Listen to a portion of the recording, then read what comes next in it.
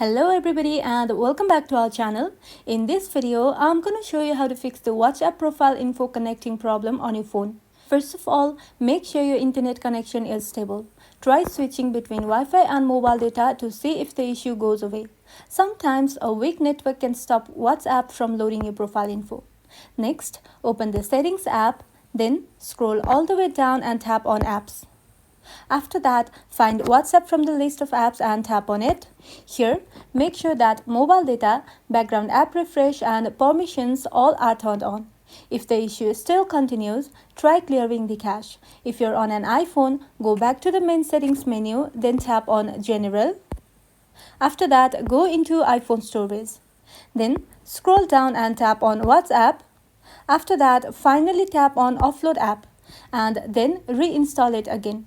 Also, make sure your WhatsApp app is updated to the latest version. Go to the App Store or Google Play Store, search for WhatsApp and tap on Update if available. And finally, if none of these methods work, try restarting your phone.